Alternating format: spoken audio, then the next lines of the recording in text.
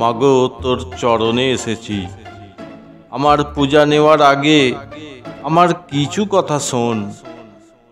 তুই নাকি অন্তর্যামী, অব্যক্ত, আদ্যা নিত্যা অদ্বয়। মুক্তি পেতে নিকৃষ্ট পাপীয় ন্যায় তোর শরণ। মা তুই সবের উৎস, আবার তুই নাকি সমাপ্তি। তুই রক্ত চুষি, তুই আবার কল্যাণময়ী মা। তুই নীলাম্বরী, তুই পার্বতী, তুই চামুণ্ডা, তুই শক্তির চূড়ান্ত প্রকাশ।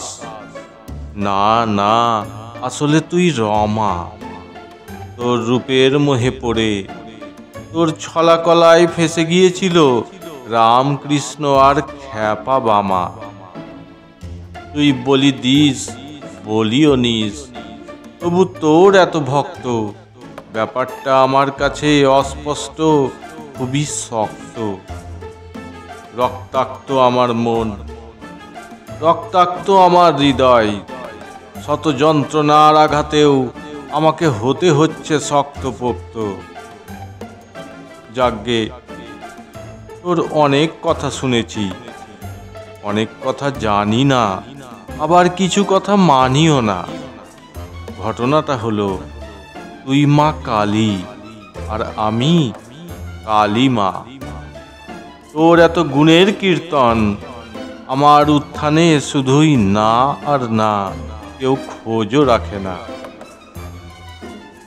আমার গায়ের রং কালো বলে জন্মের পরে সমাজ তাচ্ছিল্যে আদরে নাম রেখেছে কালী।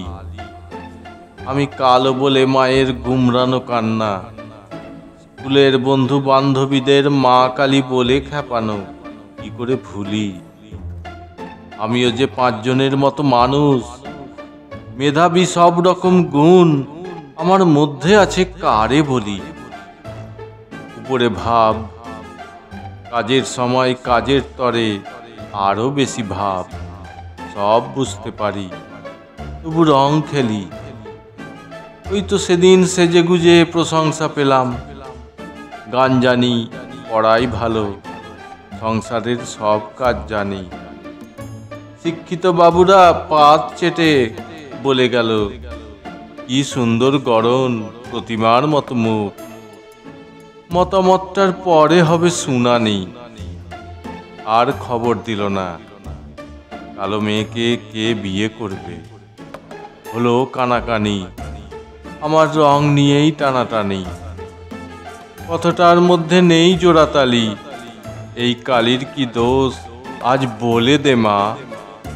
সময়, পরিবর্তন, সৃষ্টি, ধ্বংস ও শক্তির দেবী হয়ে আমার পাশে থাকিস মা। জন্ম দিয়েছিস, সুস্থ রেখেছিস, নিশ্চয়ই আমিও হব জননী। দেখিস মা, দুজনে হাসবো, চোখের জল মুছো মা। সব লড়াইয়ে নিজের পায়ে যেন দাঁড়াতে পারি, সেই জন্য নিয়ে এসেছি ডালি। শুধু শক্তি দে মা।